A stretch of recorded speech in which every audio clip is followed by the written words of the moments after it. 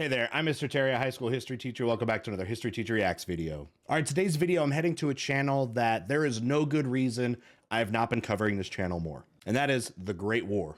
I've been getting requests for it forever. I don't know why I've been passing on it, especially because they are going to be talking about World War I, which is easily one of my favorite subjects to learn, to talk about, and of course to teach.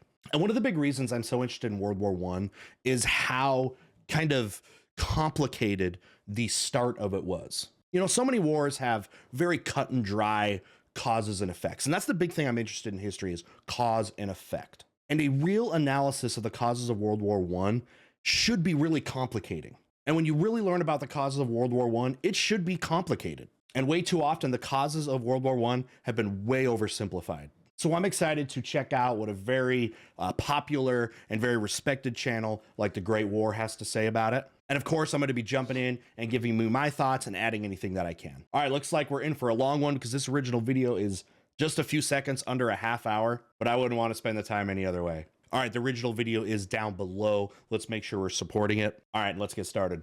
All right, looks like we're starting with the frame of the Germans. Gotta love them pointy hats. Those should be really good in trench warfare, right? Oh, look, there's the Germans.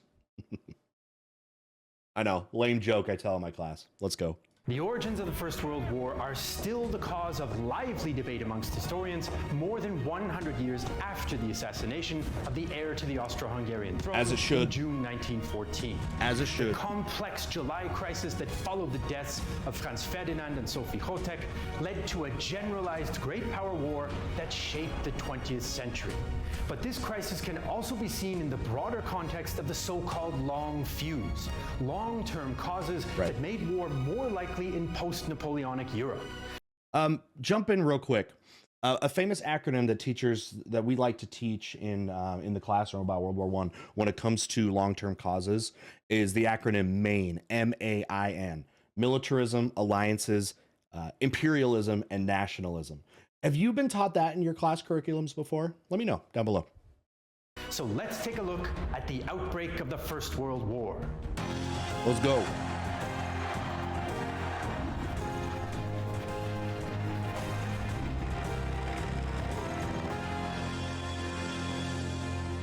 Great War. In the decades before the First World War broke out in 1914, industrialization led to huge increases in wealth and urbanization, but also created stark inequalities in society.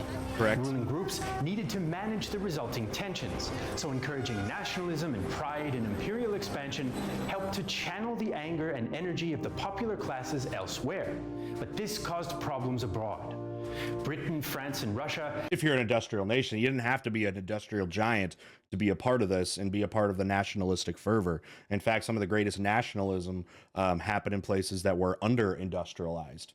And we're about to find out about that. Had well-established empires by the late 1800s when a new player arrived on the scene.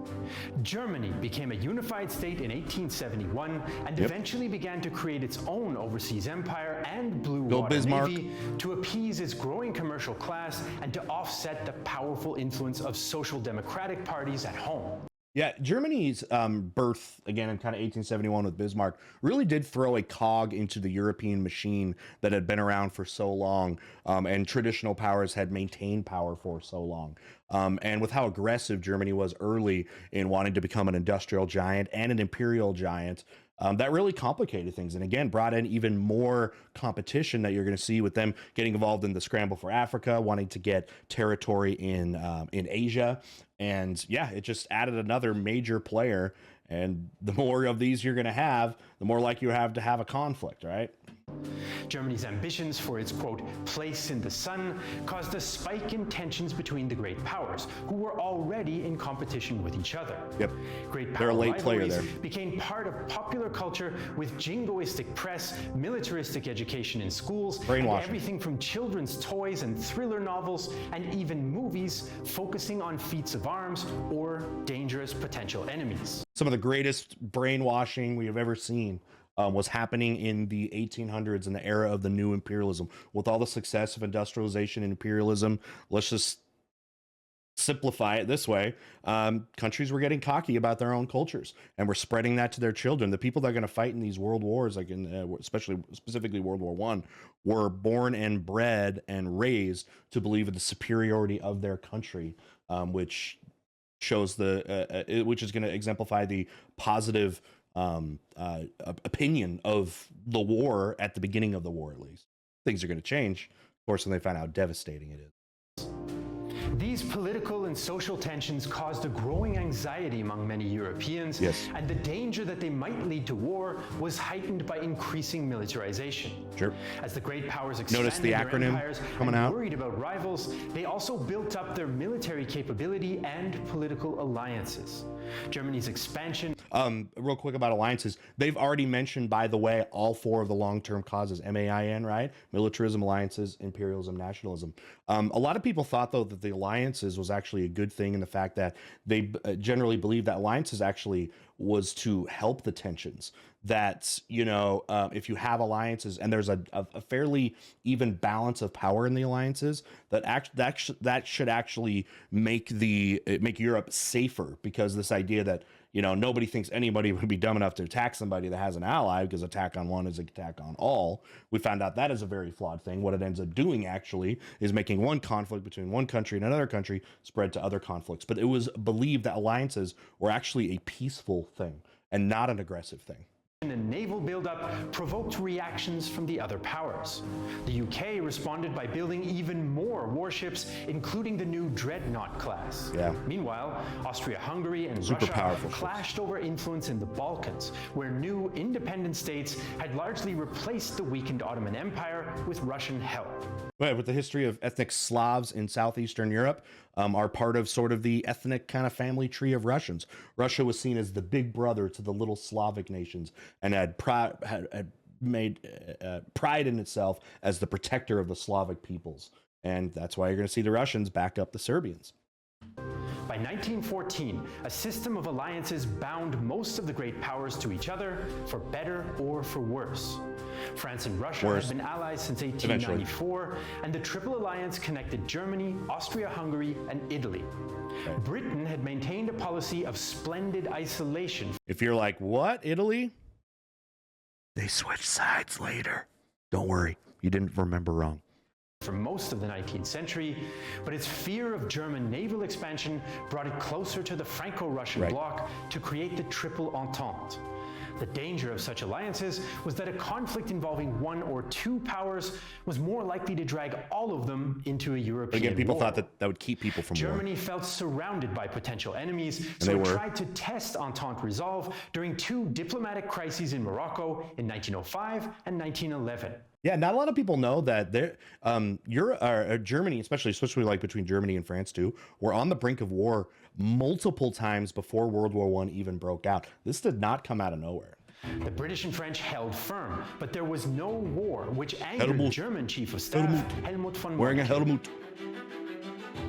If we again slip away from this Moroccan affair with our tail between our legs, and if we cannot bring ourselves to put forward a determined claim which we are prepared to force through with the sword, I shall despair of the future of the German Empire. Gosh. I shall then resign, but before handing in my resignation, I shall move to abolish the army and to place ourselves under Japanese protectorate. We shall then be in a position to make money without interference and develop into ninnies. It's just like the machismo, the macho-ness that these guys feel like they had to constantly exude is just insane, right? They're all tough guys, right? Fake tough guys, but they all talk like that. Germany's worries about its situation in Europe caused its government to shift priority from the Navy, which had angered Britain, back to the Army, which caused France and Russia to expand. Of course, Britain's like, no one else can have a Navy. That's our thing. Their armies. To many in Berlin, it seemed that time was on the Entente's side, and Germany's chances would be better if war came sooner rather than later. Historians still debate whether Germany's assertiveness or Franco-British refusal to share international power played a greater role in increasing tensions. While great power alliances hardened across Europe, more trouble was brewing in the Balkans. The Austro-Hungarian annexation of Bosnia from the Ottomans in 1908 upset Russia and angered Serbian nationalists. That's really the trigger. You guys know this was probably the most important event in in the 20 years or so leading up to this. What's much closer than 20 years. We're within 5 to 10 years for this. This is the big one. Who wanted closer ties with South Slav populations in Austria-Hungary. Russia then supported the independent Slav states in the Balkan Wars of 1912 and 1913, in which Serbia gained more territory. Tensions between Austria-Hungary and Russia rose sharply over the Serb issue and got even worse when Austrian counterintelligence officer Alfred Riedel was exposed as a Russian spy in 1913. Long-term causes of the war, like imperial competition or military alliances, didn't mean that war was inevitable. For a full-on war to break out... What could possibly be any other result from an ideology that doesn't have an end? Militarism doesn't have it doesn't have a natural ending. There's an end boss. There's a final boss. It's war. That's what I at least feel like. What do you think about that? A crisis had to come that would force governments to decide for war. On June 28, 1914, Serb nationalist Gavrilo Princip assassinated Austrian Archduke Franz Ferdinand and his wife Sophie in Sarajevo. Y'all know the story. I don't think I need to go in too much about it, right? The assassination, I hope not. Those shots triggered the July crisis. Following the killings... That's the immediate, that's the spark, right? You guys have, tell me if you've heard this one, by the way, too, for you all that have been students. Have you ever heard of the powder keg analogy, where it's like you have the long-term causes, right? MAIN, and all of those are ingredients of a big keg of gunpowder, call it that. Each are the ingredients. And what the assassination is the fuse. It's the fuse has been, actually the fuse, maybe the fuse itself is Bosnian annexation, but the ignition is the assassination, of course. Have you heard of that analogy? That's a really common one we use in classrooms as well. Austria-Hungary blamed Serbia. Most historians agree today there was some semi-official Serbian involvement in the crime. Although whether Serbian Prime Minister Nikola Pasic and the rest of his government knew about the plot is hotly debated. That's the difference. Yeah, there were absolutely people within the government, in the military, that were complicit in arming the assassins in Bosnia for the assassination. Was it like an official government plot? That's a stretch, but nevertheless, Austria doesn't care. Austria, whether they think it's a big plot or a little plot, still thinks the Serbians are responsible for this. In any case, in 1914, there was no proof of Serbian government involvement. The assassination itself did not bring about war directly. By the way, we also need to make sure we understand Austria did not wait for the investigations to be over about who was fully responsible. They went to war and put on the ultimatum, I'm sure we'll get to, without really even caring about the final findings of the investigation. Austria-Hungary was disappointed that other European governments did not condemn the killings more forcefully, a view shared by the German ambassador to Russia, wait long Friedrich von Portales. Chill for a bit. You were so eager. Not only in the press, but also in society, one meets almost only with unfriendly judgments on the murdered Archduke. But the Serbian response was the one that mattered most to Austria-Hungary. Officially, Pasic issued condolences, but also claimed that the assassinations were an internal Austro-Hungarian issue. The Serbian investigation lasted only a week and found no evidence of government involvement. Serb nationalists and newspapers were less diplomatic. Some openly blamed the Austro-Hungarians themselves for the killings, while others praised the assassins. Yeah, there's plenty of people that's just people in Serbia that were like, well, he's killed, but maybe they had it coming. And maybe that's not such a bad thing, you know? Austro-Hungarians complained. Pasic said that he had neither the tools nor the inclination to censor the free Serbian press. Back in Vienna, that's what they the wanted. Imperial Council met to discuss their options. Chief of Staff Franz Conrad von Hötzendorf had argued forcefully for war for years, and he wasn't alone. That was not the first time Austrians had been talking about war with Serbia. They have hated the Serbians for a long time, already just wanted to do it. A lot of these more aggressive leaders are going to use the assassination as, try to use it as the final straw. The foreign ministry was flooded with letters from Austro-Hungarian notables calling for an armed response. Austrian artist Josef von Storch wrote on June 30th. Last year, I took the liberty of writing to say that we would have to learn how to tolerate Serbian impertinences without resorting to war. Now, the matter has acquired an entirely different aspect. Conrad put it more bluntly. War, war, war. By the way, I put up a poll today in preparation for this video on my YouTube community page, which is what country should get more blame, okay, the most blame, okay, not all the blame, but like of all the countries involved in the beginning of World War I, who should receive the most blame for it. And even without speaking countries, so many of you put von Holzendorf, like you put him there, like he more than any individual person should receive blame for this war. The Austrian government decided on a military response to punish Serbia and resolve the issue of greater Serb nationalism seen to be destabilizing the empire. The war was meant to be local and quick. But attacking Serbia meant risking conflict with Russia. And for Austria, that was unthinkable without Germany's support.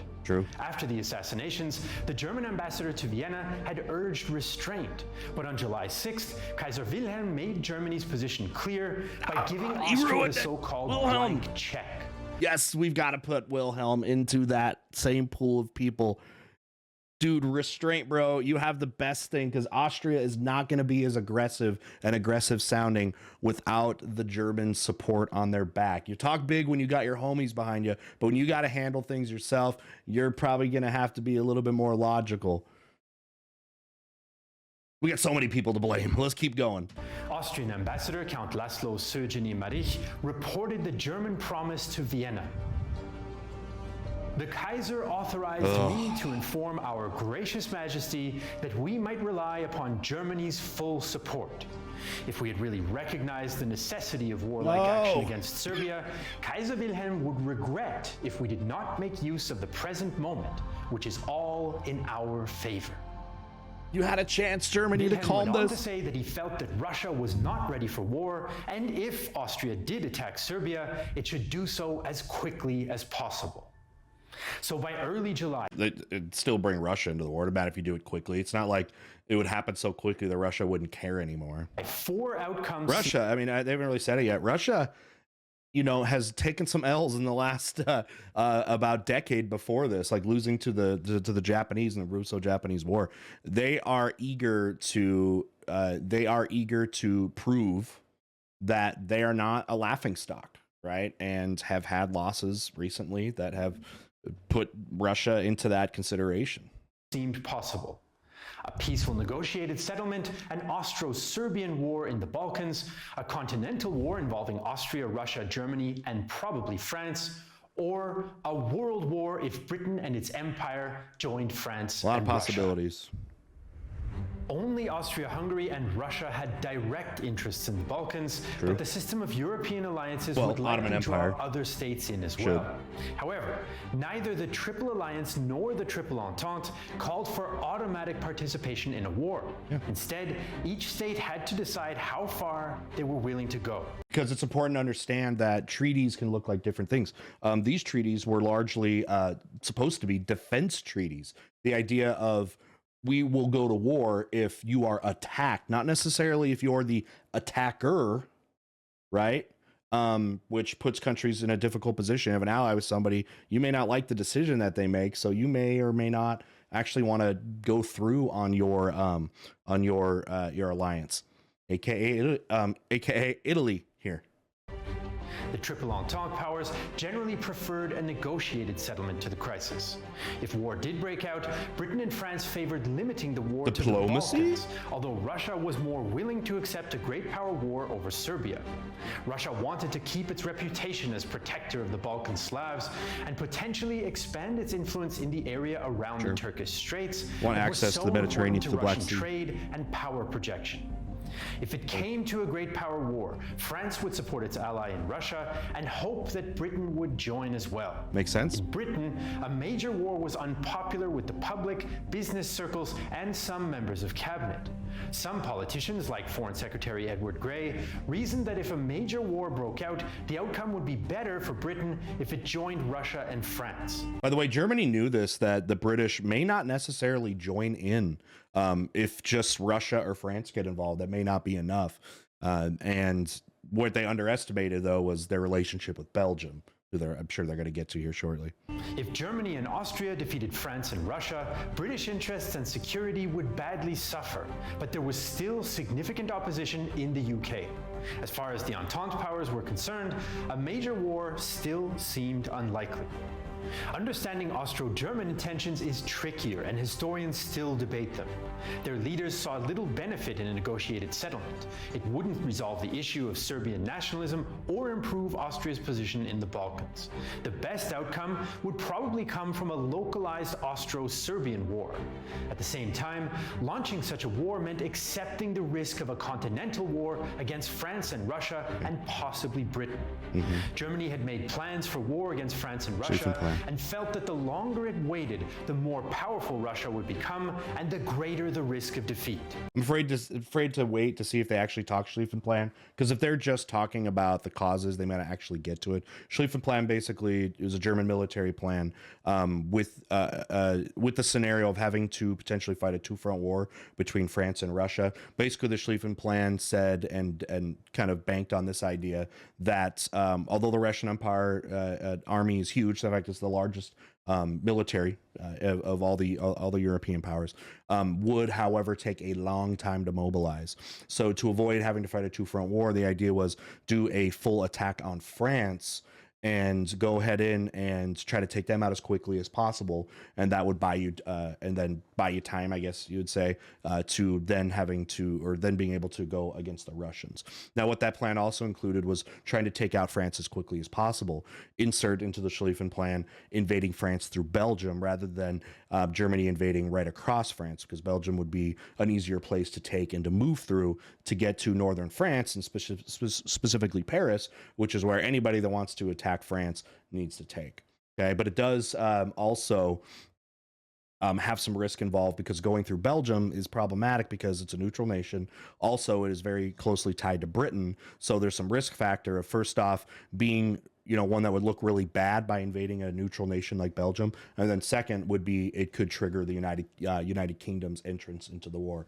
But it was supposed to be a risk versus reward thing, and the reward was bigger than the risk for the Germans. Germany and Austria both decided to risk a European war against France and Russia to resolve the Serbian issue in Austria's favor. If a general war came, victory would allow Germany to dominate the continent. The wild card, of course, was Britain. If the UK fought against them, an Austro-German victory was much less likely and would amount to a worst-case scenario. Yep. Stolen all the British are going to do. In the face of rival alliances and conflicting goals and expectations, the great powers of Europe faced the July crisis of 1914. After Germany's blank check to Austria on July 6th, Austria-Hungary planned to move quickly against Serbia, but that was easier said than done. Serbia was tough. On July 7th, the Austro-Hungarians planned their next step. Although many were eager for war, the government was not quite united. Hungarian Prime Minister István Tisza was at first hesitant. The Kingdom of Hungary already included many Serbs, and war with Serbia would only increase those very tensions. Ethnically diverse empire. Tisza insisted that Austria-Hungary deliver an ultimatum to Serbia to give one last opportunity for peace, or to justify eventual military action. Crafting the ultimatum took time, and Tisza only approved the final text on July 19th. The ultimatum text was not the only delay. Many Austro-Hungarian troops were on leave for the harvest, and mobilization would take 2 weeks. Yeah.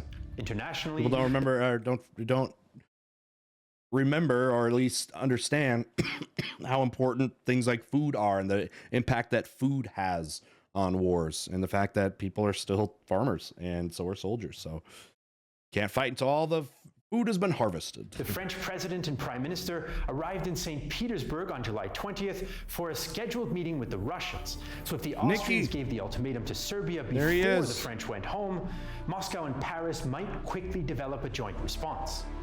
It's debated how much the French and Russians may have already known about the coming Austrian ultimatum, but they did use the meeting to portray an image of ironclad unity. As President Raymond Poincaré told the Russians, his primary concern was Britain. France came right in. When Germany declared war on Russia, it was like the next day that France was like, we got your back, Ruski. We shall have weighty matters to discuss. I am Plus, let's remember, sorry, I feel like I'm interjecting too much. France already doesn't like Germany. They've almost been at war before in the last few years. Sure, we shall agree on all points, but there is one question which is very much on my mind. The wild card, England. With England. We must get her to come into our alliance. The Austro-Hungarians waited until the French leaders were at sea on July 23rd to send the ultimatum to the Serbs. Of the 10 demands, most concerned the arrest of Serbian officials and the suppression of anti-Habsburg propaganda. To carry this out, the ultimatum I wish I could go through more and I could do a whole video on the ultimatum, but look at it so you can understand, again, what was in it and if it was a fair list of demands or not for Serbia, or was this list of demands intentionally created to make it impossible for the Serbians to accept it and therefore, provide war, which is, if that's the case, is that what Austria wanted no matter what? Demanded that Serbia, quote, accept the collaboration in Serbia of organs of the imperial and royal government of Austria-Hungary. This was tantamount to surrendering Serbian sovereignty, and the Austrians had deliberately drafted the ultimatum so the Serbs would have no choice but to reject it, and war could then be declared. They want it no matter what. Belgrade replied within the 48-hour deadline and accepted all. That was that fair too? 48 hours for the Serbian government to delegate and talk about it? Points except for those contrary to the Serbian constitution, like allowing Austro-Hungarian officials to prosecute Serbian citizens. The ultimatum triggered a wave of feverish diplomatic activity. The Entente powers now fully realized the seriousness of the crisis, which had mostly been driven behind closed doors in Vienna and Berlin until now. London, Paris, and St. Petersburg condemned the ultimatum, although Britain suggested mediation talks including Britain, France, Germany, and Italy. But Berlin refused. Russo-Austrian relations were by now red hot. Russian Foreign Minister Sergei Sazonov actually shouted at the Austro-Hungarian ambassador in a meeting. I know what it is. You want to make war on Serbia. The German newspapers have been egging you on. You are setting fire to Europe. It's a great responsibility you are taking on. You will see what effect this has in London and Paris, and maybe elsewhere too. Yep. How about millions dead? The Tsar ordered partial mobilization of 4 military districts on July 24th, followed by the period preparatory to war on the 26th. Pre-mobilization. That was something, that Russia tried to also distinguish, but that there's this difference between pre-mobilization and mobilization. They should be considered differently and less aggressive. The Russian army began to call up reservists, gather supplies, and promote officers. At the same time, the Tsar wanted to make sure that these measures did not appear to be directed at Germany. So Austria-Hungary had a blank check from Germany and had made sure that its ultimatum to Serbia was unacceptable. On July 28, 1914, Germany, Austria-Hungary declared war on Serbia. The war was still a regional one, but that would all change in the cascade of events in the coming days. And boy, it's like a week that this thing unravels into multiple nations declaring war. It's amazing, actually, how fast this snowball is about to role. In Crazy. reality, partial Russian mobilization was an illusion. Nikki. The general staff had no plans to partially mobilize, and Tsar Nicholas's generals told him that partial mobilization would disrupt a potential full mobilization and still likely alarm the Germans. Military and political leaders of all powers were confronted with the same problem.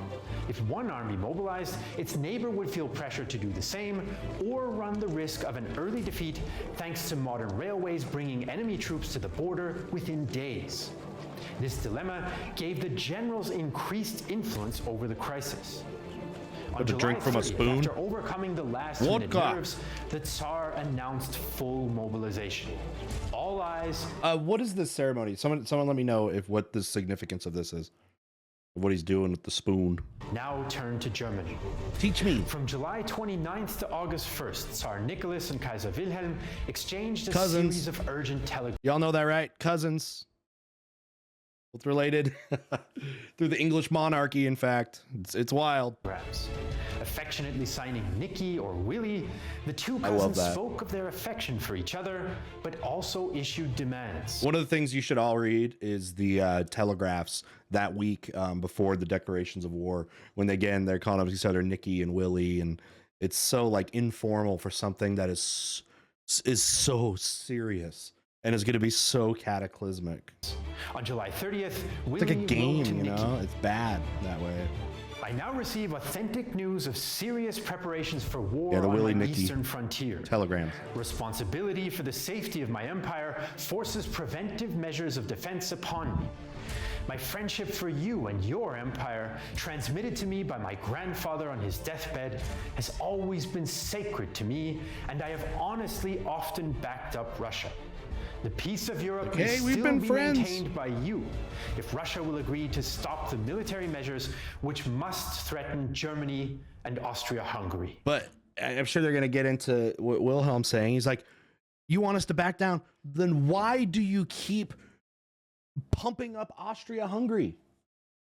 You should be the one that should be de-escalating the situation. This is your thing, right? Because this was your ally being aggressive. You should be the one. This is on you, not me. This is what they're trying to say here. London now tried to mediate again, including a proposal for Austro-Hungarian forces to stop at Belgrade. On the 29th, German Chancellor Theobald von Bethmann-Hollweg asked Britain to stay neutral if Germany promised not to touch French possessions. Foreign Secretary Edward Grey now desperately sought clarification from his own cabinet, two-thirds of which had previously opposed the war. Cabinet member John Burns summed up the decision. Situation seriously reviewed from all points of view. It was decided not to decide. Do nothing. Britain still would not say if it would join the Entente in case of a general war. It's all within a few days. Was now unsure not a long of British time. intentions and tried to rein in the Austro-Hungarians, including suggesting the halt in Belgrade plan. Meanwhile, the German Chief of Staff, Helmut von Moltke, was encouraging Conrad to attack. This led to Conrad explaining, who actually rules in Berlin? Oh my Beckmann gosh. or Moltke? Holzendorf. This is why y'all were putting his name down there on the poll question. I have it on the community page. It's got to go on him. Making more sense, isn't it? Claimed it was now too late to change course, and a temporary occupation of Belgrade would not achieve their aims. Moltke also began to push for Germany to mobilize, since the German war plan depended on speed to avoid a two-front war. Exactly, Schlieffen Plan. The Schlieffen Plan called for German armies to first defeat France while Russia was still mobilizing, then shift the German troops to the east. If Russia was allowed to mobilize first, Germany would be at a disadvantage. The Germans had started preparing on July 28th, but on the 31st, Kaiser Wilhelm announced pre-mobilization, the Kriegsgefahrzustand, or state of threatening danger of war. The decision led to another flurry of telegrams. Germany demanded that Russia cease mobilization, while simultaneously asking Austria-Hungary to prepare for operations against Russia.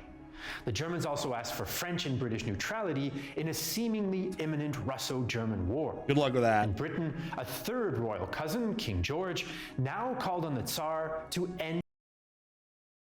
England Russia, Germany. Leaders are all related. World War I was really a family affair, wasn't it? That brought everyone into it. Mobilization. Prime Minister Herbert Asquith recalled the moment he presented a draft telegram to the king. The poor king was hauled from his bed, and one of my strangest experiences was sitting with him. I read the message and the proposed answer. All he did was suggest that it should be made more personal and direct by the insertion of the words, my dear Nicky, and the addition at the end of the signature, Georgie. Georgie! And so, as July 1914 came to an end, there was a frenzy of diplomatic messages between European capitals. For many military leaders, though, it was too late for any more talk, and they began to pressure the politicians to The wheels act. of motion, man. The wheels are in motion, and nobody could stop it. It's like even the leaders couldn't even stop it. Not now, not at this point. Ugh. On July 31st, French General Joseph Joffre asked his government to reverse its more passive policy and mobilize. President Poincaré described the meeting, which lasted into the wee hours of August 1st. The wee hours. Joffre appeared with the placid face of a calm, resolute man whose only fear is lest France, outstripped by German mobilization, the most rapid of them all, might speedily find herself in an irreparable state of inferiority. France finally mobilized at 4 p.m. on August 1st. In Berlin, It's not like mobilization is like this light switch you turn it on and all of a sudden you're ready for war. That's not how it works. Having the same conversation with Chancellor Hollweg, and 30 minutes later, Germany announced their mobilization. By 7 half hour. Look how fast it's going. It's half an hour. p.m., Moscow told Berlin that Russia would not stop its mobilization, and so Germany declared war on Russia. On August 2nd, German troops were on the move. They didn't even wait. 4 o'clock, 4:30, 7 p.m. All of this had happened in the time that you could watch one, maybe not hardly even finish one episode or one part of Lord of the Rings.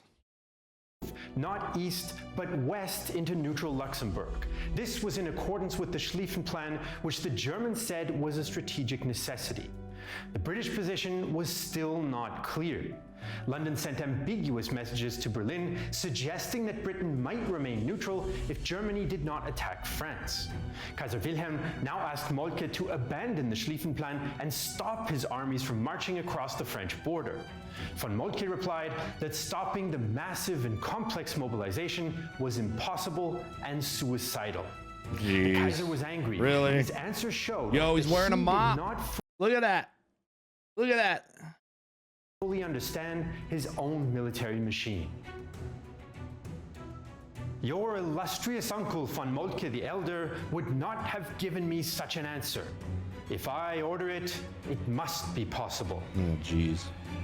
A little full of yourself. Soon after, the Kaiser learned that there was no formal British offer to stay neutral and gave his armies the green light to follow the plan and invade Belgium, Luxembourg, and France. By August 2nd, the mood in Britain had Once you do that, shifted there's no towards going back. intervention.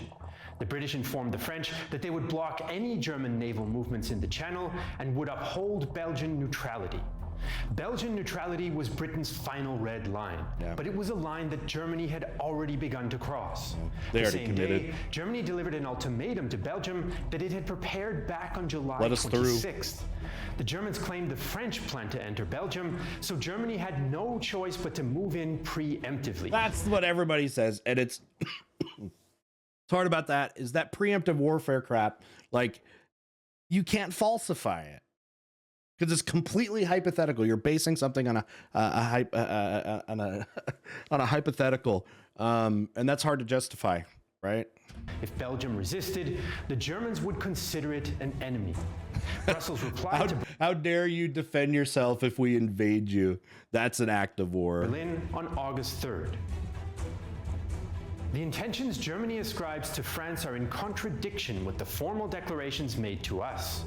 The infringement of Belgium's independence, with which the German governments threaten her, would constitute a flagrant violation of international law. No strategic interest justifies such a breach of law. The Belgian government is firmly resolved to repel every infringement of its rights by all means in its power. Sorry, Belgium, you got no power, That same day, man. the final Sorry, dominoes Belgium. began to fall. Italy declared that it would stay neutral and would not join its Triple Alliance partners in war. Yeah. Well, yeah, I mean, Italy is like, hey, our ideas of alliance were about defense. You're out here being, you know, the aggressor, and that for us doesn't make us binding to this treaty. Plus, we're about to find out that Italy is going to be offered a much better deal by the Allies, especially because they have had territorial disputes with Austria-Hungary and would love to get some land. Germany claimed France was about to attack it, which wasn't true, and declared war on France. On August 4th, German troops marched into Belgium. Belgium appealed to Britain, France, and Russia to guarantee her independence, and Britain declared war on Germany. Yeah. By August 4th, the great powers of Europe were at war, and the First World War had begun. In the next 4 years, roughly 20 million people would be killed or die of disease and hunger. But even before the killing stopped, debates were raging about the war's origins and who was to blame, and they haven't stopped since. Shortly after the outbreak of the war, each of the powers published a so-called color book, making its case as to how to understand the July crisis and basically blaming the other side. That's what everyone did. Every single country that was just talked about felt justified in the actions that they did. They were equally committed to this. And that's a big flaw in all this. Each side still blamed the other, and the Allies put the responsibility squarely on the Central Powers in the post-war peace treaties. That's true. Since then, the evidence of 1914 has been interpreted in many different ways, as historians have tried to answer who was at fault for starting the war. For years, many historians concluded that all the powers shared some of the blame for the war beginning. Isn't that the only fair assessment you can make? You try to pin it on one, even two nations completely? Are you doing this justice? I don't know. Then in the 1960s, German historian Fritz Fischer made one of the most influential arguments. He claimed that the German government and military elites had grandiose plans and wanted to achieve them through war. The Fischer School claims Germany had long planned a war aimed against Russia and France and directly led Austro-Hungarian actions in order to escalate events. Yeah, his thing really becomes influential in how the narrative of World War I will largely put Germany at fault for it, which of course we see in the treaties too, that they were forced to agree to. And then what's, backward logic, but World War II, which you very much can put a blame on Germany, people tried to use that as justification that if later on in history Germany showed a lot of military aggression, then that must have meant that was true for them 20 years before in World War I. It kind of backwards, but it was honestly an argument that it was just that the Nazis just confirmed the actual what is the German character. More recently, other single powers have been fingered for their role in the crisis. Sean McMeekin emphasized that Russia's actions turned a Balkan war into a continental one, and Niall Ferguson blamed Britain for its mistakes and naivete. What do you guys think? I mean, there's a lot of questions on this. For the countries that weren't involved in the assassination, so anybody outside of Austria-Hungary and Serbia, who do you think out of that is more to blame? Is it Russia for Russian mobilization, or is it Austria for not trying to keep Austria more restrained? Let me know down below. Some other recent interpretations, like Christopher Clark's sleepwalker theory, suggest the war was largely unintended and resulted from miscalculations, misunderstandings, and perceived insecurities. I think it's naive to say. I think it's naive to say that. Germany felt Russia and Britain. I mean, I haven't read his work obviously, but I'd have to see why he says that. But just based off of what I know, and I could be wrong. For sure. Were unlikely to become involved and tried its best to localize the conflict in the Balkans. Another debate centers around whether the war was inevitable. Here, the recent consensus is that the alliance system I'm a little bit on that did side. not force any state to fight, as Italy proved by staying neutral in 1914. This Not line for of long, thinking though. stresses that there were many times when things might have taken a different turn, like if Austria had acted more quickly against Serbia, or if Britain had taken a clear position right from the start of the crisis. I don't think that would matter either. I think Germany would still do it. I don't know. I got to hear some more evidence just based off of what I know that Germany would still do their actions with the Schlieffen Plan. There's also a discussion about culture and mentality in 1914. That's hard Historian to make. James Joel, for example, suggests that the cultural, military, and strategic zeitgeist saw war as a practical and indeed desirable tool for social change and defense of national interests. Okay, I was interpreting that differently. Militarism, absolutely. We're talking about how all these tough guys and fake tough guys in governments and militaries, the way that they spoke and the tough guy persona of the glory of warfare, you know, that these guys have been born and bred with since childhood is a very legitimate argument. Since modern war also involved the need for a quick mobilization via rail timetables, military commanders became as or even more important than politicians in the crisis. But their inflexible strategies could not respond to the political needs, so perceived military necessity dictated political action. Russian politicians wanted partial mobilization not to scare Germany, but did just that.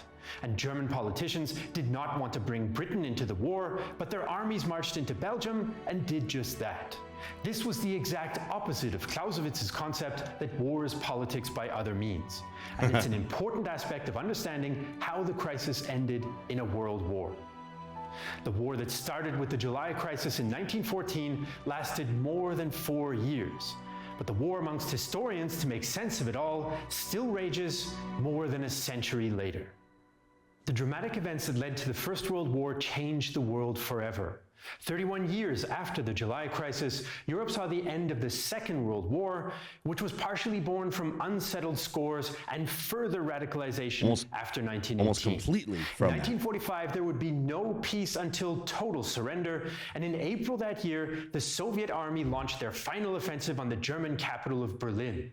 In our 4.5-hour, 18-part documentary series, 16 Days in Berlin, we chronicle this final battle.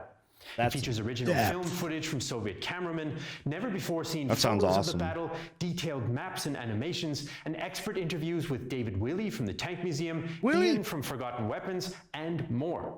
Unfortunately, we can't upload this series to YouTube because it shows the grim reality of the Second World War, and that would get us demonetized or worse. Susan! So where can you watch 16 Days in Berlin in 4K resolution? On Nebula, a streaming service we built together with other creators and where we can upload documentaries without fear of demonetization. Great plug, and I'll plug that for them. If you want to see that series, go ahead and go over the original video that they have. Go down and figure out how you guys can get to that. Let me give my final thoughts. All right, that is why I like learning about World War I. How could you not see all this intrigue and all of this stuff not interesting? If you're not finding it interesting, I don't know if you have a history or I don't think you have a pulse. And I'm going to question your actual appreciation and love of history if you do not find this incredibly fascinating. It's easily one of my favorite topics to talk about. Not even just World War I in general, but the causes of the World War. It's a fascinating conversation. What's so great about it too is there's not a clear-cut thing. There are so many valid points that you can make and have a long, meaningful conversation. And there's so much evidence that maybe we can still find out there. And that's, I think, the best parts of history is the stuff that isn't cut and dry, that it still has interpretation and still has work to be done, which we can still do here with World War I. All right, with that, thanks to Great War for making this amazing episode there. Great job on the overview. Hopefully I was able to add a few things. If you think there's anything that they missed and I missed, you know, let me know down below. Get some conversations going over there. Some of the great places to talk is, of course, at our Discord server. Again, thank you if you have been following this long. This has been a long video, but this is great. If you guys want to see me cover more Great War, also make sure to let me know that too, of what I should be checking out, what you want to see me do. Okay. All right. With that, we'll see you next time. Bye.